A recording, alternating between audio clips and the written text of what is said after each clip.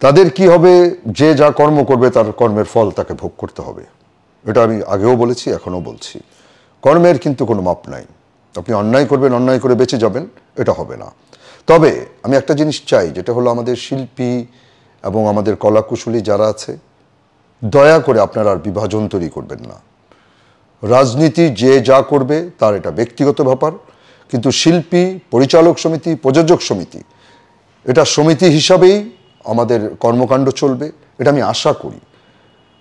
বিভাজন তো হয়েছে, কঠিন বিভাজন হয়েছিল, কে আওয়ামী লীগ করে, কে বিএনপি করে, এরকম অনেক বিভাজন হয়েছিল, কিন্তু আমাদের শিল্পী সমিতির ইলেকশনে কিন্তু সেই বিভাজনটা ভেঙে গিয়েছিল। কারণ আমাদের শিল্পী সমিতিতে বিএনপি করে, তারা কি পাশ করেনি? এবার করেছে।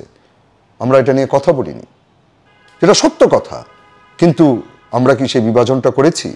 আমরা কি এটা বলেছি? দেখেন, কে কোন দল করে সেটা দলের জায়গায় রাখেন। শিল্পী সমিতিতে, পরিচালক সমিতিতে, প্রযোজক সমিতিতে এই বিভাজনটা দয়া করে আর তৈরি করবেন না। কারণ এমনিই তো শিল্পীরা শেষ, চলচ্চিত্র শেষ। এখন যদি এই চলচ্চিত্র এবং এই শিল্প মাধ্যমকে দাঁড়া করাতে হয়, তাহলে সবাই এক হয়ে যান, ভুলে যান সব হানাহানি, সব কিছু ভুলে যান, ভুলে গিয়ে এক হন।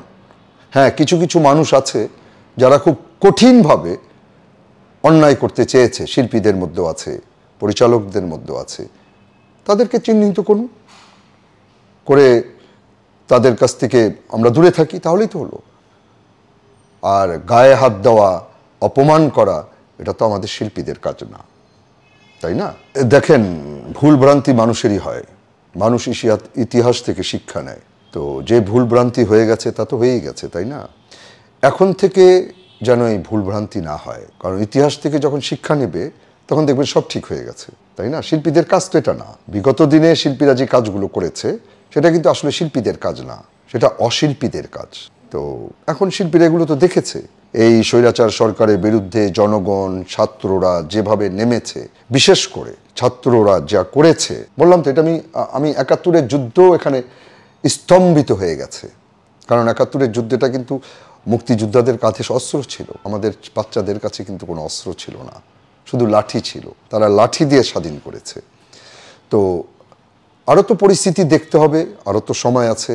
তবে এই দেশটাকে যদি সুন্দর করতে হয়, যদি আসলে সঠিক পথে নিয়ে যেতে হয়, তাহলে এই যে ৭টা ছাত্র যারা সমন্বয়, এরা যদি একটা রাজনৈতিক দল গঠন করে যদি এরা ইলেকশনে আসে, আমার বিশ্বাস তারা পাশ করবে এবং দেশটা সুন্দর হবে। না হলে কিন্তু যেই লাউ সেই কদু হয়ে যাবে।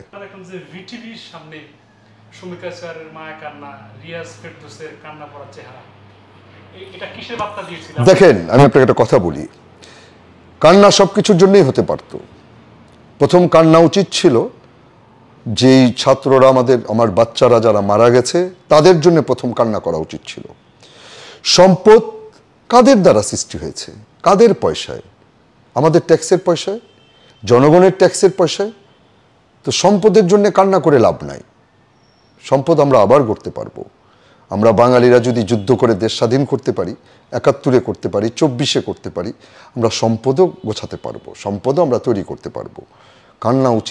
কান্না উচিত ছিল সেই বাচ্চাগুলির জন্যে, কান্না করা উচিত ছিল সেই বাচ্চার মাদের জন্যে। তো আমি এদের সম্বন্ধে আসলে কি বলবো, আমার আসলে কিছু বলার নেই। কারণ কিছু বললে আগে বলা হতো রাজাকার। ভাই, আমি মুক্তিযোদ্ধার সন্তান, আমি নিজেও একজন মুক্তিযোদ্ধা, আমার ফ্যামিলির কয়েকশো মুক্তিযোদ্ধা আছে। কই, আমি তো কখনো মুক্তিযোদ্ধার বড়াই দেখাইনি। কথা বললেই রাজাকার হয়ে যাব। তবে হ্যাঁ, এবার রাজাকারের লিস্ট হওয়া উচিত।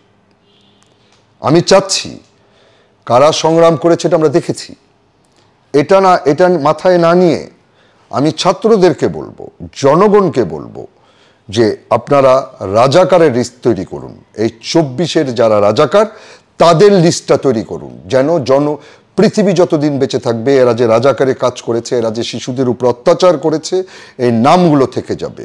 দেখেন, আমি একটা কথা বলি, যারা মানে সরকারের পক্ষে, তখন স্বৈরাচার সরকারের পক্ষে, আমি এই স্বৈরাচারের আগের মুহূর্তটা বলবো না, তখনও প্রমাণ হয়নি সে স্বৈরাচার। যেই মুহূর্তে প্রমাণ হয়েছে সে স্বৈরাচার, একটা শিল্পীদের উচিত না কোনো স্বৈরাচারের পক্ষে থাকা। শিল্পীরা যখন বুঝতে পেরেছে যে এটা স্বৈরাচার সরকার। যখন বাচ্চাদের উপরে আঘাত হয়েছে তখন কোনো শিল্পীর তাদের পক্ষে যাওয়া উচিত হয়নি, এটা আমি বলবো। আর যারা গেছে তাদের ফল তারা ভোগ করবে, জনগণ তাদের চিনে রাখবে, জনগণ ভুলে যাবে না। তবে ভুল করা যাবে না, আমরা ৭১-এর রাজাকারের লিস্ট করতে পারিনি। মুক্তিযোদ্ধার লিস্ট করতে গিয়ে ১ লক্ষ মিথ্যা মুক্তিযোদ্ধা তৈরি হয়েছে। আমাদের সংগ্রামীর লিস্টের প্রয়োজন নাই। আবু সাঈদ শহীদ হয়েছে, এটা আমরা চোখে দেখেছি। মুগ্ধ শহীদ হয়েছে, পানি লাগবে পানি, আমরা তাকে দেখেছি, আমরা তাকে ভুলবো না। কিন্তু রাজাকার যে কিন্তু ভুলে যাবেন আপনারা, মনে রাখবেন তারা কিন্তু আবার মিশে যাবে, তাদের নামটা লিখে রাখেন। এই স্বৈরাচার সরকারের পক্ষে যারা ছিল তাদেরকে ভোলা যাবে না। তবে আমি আপনাদেরকে অনুরোধ করব, নিরীহ পুলিশদের গায়ে হাত দিবেন না দয়া করে, কারণ সবাই অন্যায় করেনি।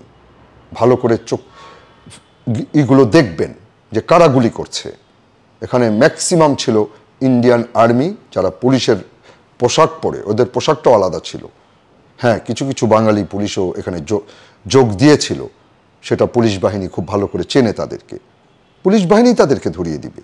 শুনেন, একটা সময় তো সব কিছু দলীয়করণ হয়ে গেছিল, তাই না? সব কিছু দলীয়করণ। তো আমার বিশ্বাস যে এই দলীয়করণ আর থাকবে না, এগুলো সব ঠিক হবে। একটা কথা মনে রাখবেন, ৭১-এর যুদ্ধের পর আমরা মুক্তিযোদ্ধারা এবং দেশের জনগণ যেটা আশা করেছিল সেই আশা ফলপ্রসূ হয়নি। আমরা স্বাধীন করেছিলাম কিন্তু স্বাধীনতা রক্ষা করতে পারিনি। এবার 2024-এর 5ই অগস্টে স্বাধীন হয়েছে, কিন্তু স্বাধীনতা ধরে রাখার দায়িত্ব কিন্তু ছাত্রদের, জনগণের, এটা মাথায় রাখতে হবে। এটাকে ধরে রাখতে হলে ছাত্রদের অবশ্যই রাজনীতিতে আসতে হবে।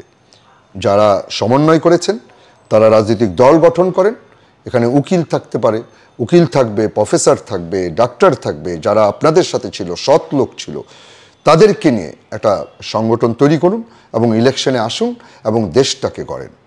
না হলে কিন্তু স্বাধীনতা ধরে রাখতে পারবেন না, আমি বারবার বলে দিচ্ছি। কারণ আমরা বিগত দিনে যাদের স্বৈরাচার দেখেছি তারাই যদি আবার আসে, লাভটা কি হবে?